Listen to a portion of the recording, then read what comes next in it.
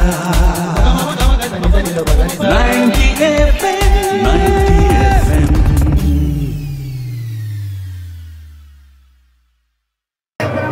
Hello hi नमस्कार श्रोते हो, मी आरजे कोमल तुमच्या सगळ्यांचं स्वागत करते. तुम्ही ऐकत आहात, तुम्ही पाहत आहात आचार्य 90 FM your on radio. Navratra सुरू आहे, सगळीकडे छान ठिकठिकाणी देवींची स्थापना झालेली आहे आणि याच विविध ठिकाणाला आपण भेट देत आहोत. आणि आता सध्या आपण आहोत टिळकनगरमध्ये. टिळकनगरमधील जय भवानी मित्र मंडळाच्या ठिकाणी आपण आलेलो आहोत. आपण पाहू शकता की अतिशय सुंदर अशी प्रतिकृती इथे देवीचे एक रूप देवीचं पाहायला मिळतं आहे. आपल्याला मन मोहून टाकणारं असं हे देवीचं रूप आहे आणि त्या व्यतिरिक्त अतिशय सुंदर अशी आराससुद्धा आपल्या अवतीभोवती केलेली आहे. याच जय भवानी मित्र मंडळांचे अध्यक्ष किंवा इतर सगळ्या रहिवाशांसोबत आपण गप्पा मारणार आहोत. चला तर मग देवीचं दर्शन करूया.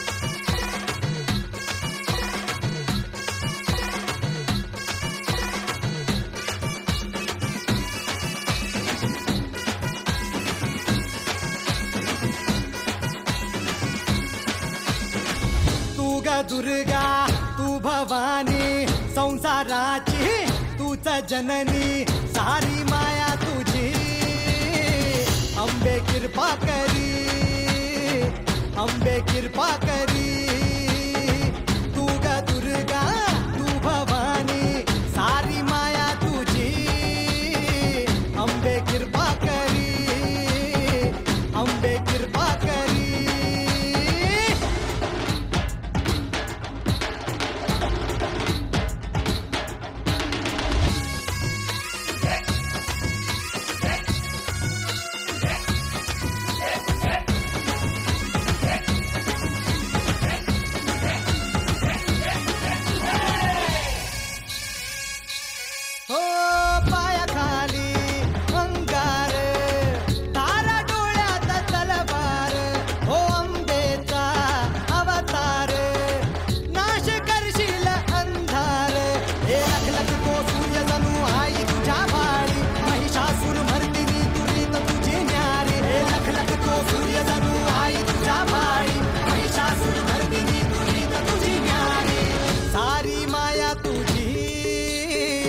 अंबे कृपा करी अंबे कृपा करी तू ग दुर्गा तू भवानी संसाराची तूच जननी सारी माया तुझी अंबे कृपा करी अंबे कृपा करी.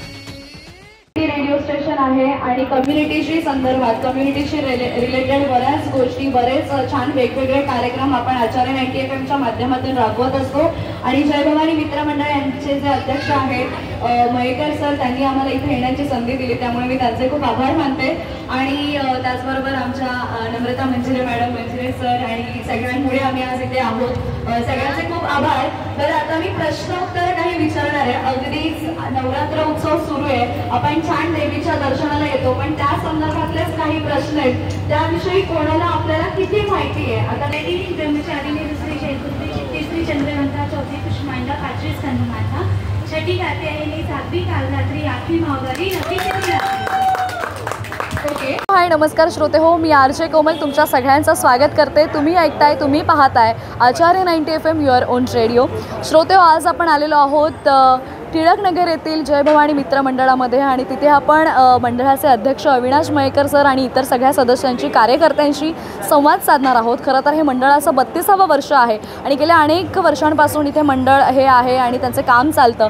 आपण अविनाश सरांसोबत पहिल्यांदा बातचीत करणार आहोत. सर, काय सांगाल आपल्या या मंडळाबद्दल? स्थापना कधी झाली, कोणी केली, काय सांगाल? सन 1993 साली ह्या मंडळाची स्थापना झाली. तत्पूर्वीच्या काळामध्ये टिळकनगरमध्ये एका समाज प्राबल्य तिथे देवीचे फक्त गरबारास व्हायचा. देवीची स्थापना मूर्तीपूजा होत नव्हती त्यावेळेला. आणि त्यानंतर माझे वडील बंधू म्हणजे विलास सत्यन मयेकर, हे नंदकिशोर परब, देशपांडे, हे मंजिरे गुरुजी, हे सगळ्यांनी असं वाटलं की अख्ख्या टिळकनगरमध्ये हा उत्सवच होत नव्हता. म्हणजे टिळकनगर नवरात्र उत्सव माहीतच नव्हता. फक्त दांडिया चालायचं कुठेतरी असं चालायचं आणि मग त्याला ठरवलं आपण करूया सुरुवात. मग त्याने स्वतःहून कॉन्ट्रिब्युशन करून कुठे वर्गण न घेता ह्या मंडळाची स्थापना केली. नारळ फुटला छोट्या म्हणते वाढत इतकं वाढलं आज की अख्ख्या टिळकनगरमध्ये चेंबूरपर्यंत ह्यांचं नाव झालं मंडळाचं. खूप वर्ष झालं, 32 वर्ष आणि सतत आमची तिसरी पिढी आहे. आणि ह्यामध्ये जवळजवळ 90% मराठी मुलं आहेत सगळेच कार्य आणि अख्खा टिळकनगर कॉस्मोपॉलिटन.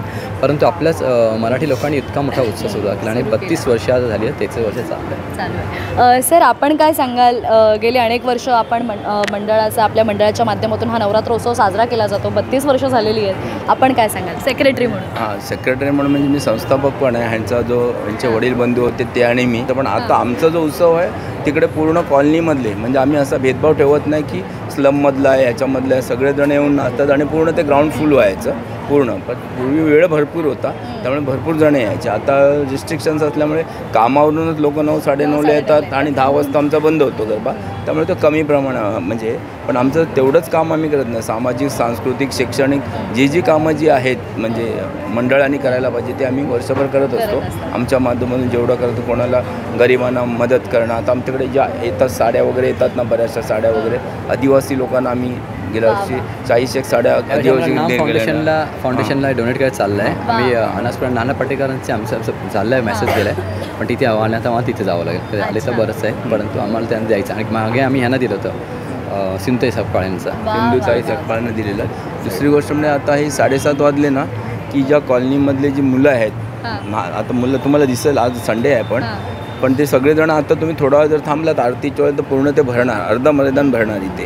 आणि घंटे वाजली की पळत येणार ते, आणि ऑफिसवरून येणार, कॉलेजवरून येणार, आरतीसाठी येणार. आम्ही 8-10 आरत्या करतो पण त्या सिस्टमॅटिक एकदम असं. बाकी आणि दुसरी गोष्ट म्हणजे मंडळामध्ये असं नाही, म्हणजे आपल्याकडे मुस्लिम कार्यकर्ते म्हणा, म्हणजे ते लहानपणापासून म्हणजे जे नाम बीम लावून फिरणारे वगैरे आहेत आपल्याकडे, असं नाही. म्हणजे एवढं आम्ही ते हे ठेवलेलं आहे, कोणाला आम्ही भेदभाव आपल्या कुठला पाळला जात. ती सुद्धा आता उपवास वगैरे करतात 9 दिवस, आम्ही नाही करून ते करतात. म्हणजे एकंदरीत काय तर आपली मराठी संस्कृती, आपली मराठी परंपरा जपली जाते आणि आपल्या या मंडळाच्या माध्यमातून हे सगळं असं काम होतं आहे. मंजिरे सर सुद्धा आज इथे आहे. सर तुम्ही गेली अनेक वर्ष इथे वास्तव्य करताय आणि तुमच्या या सगळ्यांसोबत इतकाच एक सलोखा आहे, संबंध आहेत.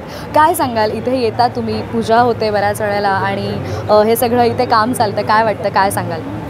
याच्यामध्ये सुरुवातीपासून मंडळाचा जो शुभारंभ होतो किंवा मुहूर्तमेढ जी म्हणते, ही स्वतः मी अजूनपर्यंत स्वतःच करतो. आणि या मंडळाचे अतिशय म्हणजे सांस्कृतिक कार्यक्रम, शैक्षणिक कार्यक्रम हे सगळे त्यांचे हे असतात. आणि कुठलाही वावगापणा त्याच्यामध्ये कुठल्याही कार्यक्रमामध्ये आमच्या नसतो. आणि या मोठ्या धडाडीने आत्तापर्यंत आम्ही ही सगळी कामं सगळी व्यवस्थित, देवीच्या पूजा जे काही आहे ते आम्ही व्यवस्थितपणे पार पडून तडीला नेतो.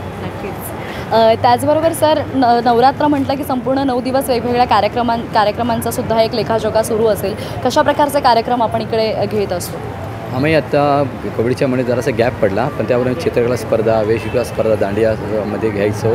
परत ब्लड डोनेट कॅम्प घेतला होता, हेल्थ चेकअप कॅम्प करतो, परत ते रेकीचा वगैरे असे काही कार्यक्रम जे हेल्थ इश्यूज आहेत कोणाचे, त्या मेडिकल कॅम्प वगैरे आम्ही ठेवतो. आता 2 वर्षामध्ये करोनानंतर जरासा गॅप पडला आणि या जरा कंडिशन कमी झालं. पण म्हणजे मला असं वाटतं की मंडळाच्या माध्यमातून फक्त एक तुम्ही हा विचार नाही मांडलाय, तर या पलीकडे जाऊन तुम्ही सामाजिक, शैक्षणिक आणि सांस्कृतिक अशा सगळ्याच कार्यक्रमांचं सुद्धा आयोजन करता. अर्थात महिलांना एक विशेष प्राधान्य प्रत्येक ठिकाणीच दिलं जातं आणि आपल्या सगळ्यांना माहिती आहे की महिला ज्या आहेत त्या कितीही कामांमध्ये किंवा आपल्या ऑफिसच्या गोष्टींमध्ये बिझी असल्या तरी ह्या सगळ्या उत्सवांमध्ये त्या अतिशय जोमाने किंवा असं छान उत्स्फूर्तपणे सहभागी होतात.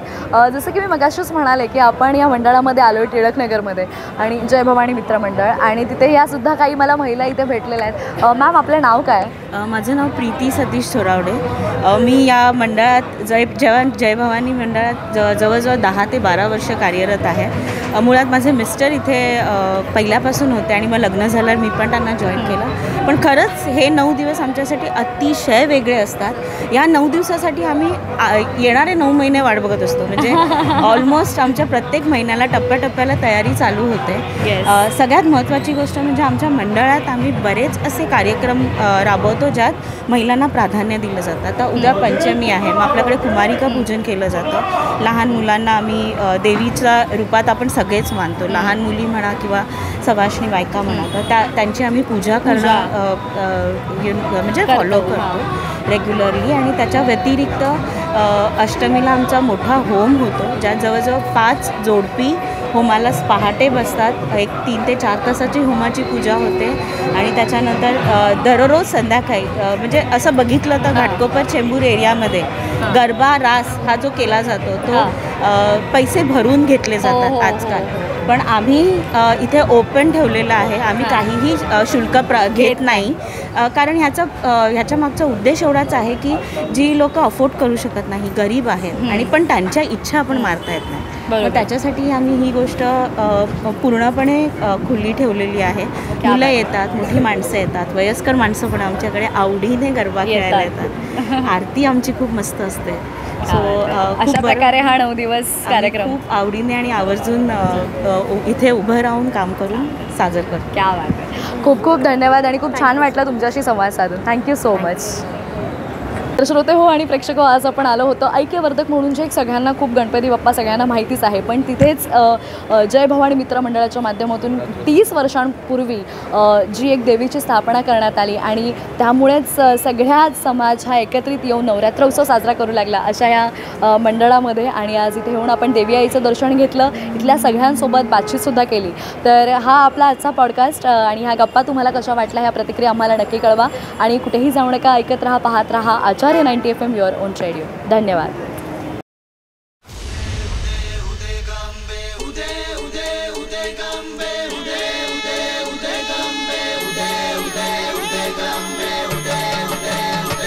झालीची वावर पुरती उदार धावती तुझी लेकर,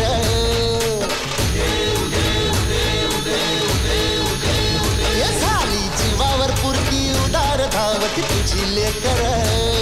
सांभाळ दयाला आई सारी तुझ्यावरी जमणार. आयुध गंबाबाई, आयुध गंबाबाई, आयुध गंबाबाई, आयुध गंबाबाई, आयुध गंबाबाई. हे संकट भारी तुझी तारी भक्तांना माते, उभी राही तू सदा पाठीशी, अभय सर्वदा दे.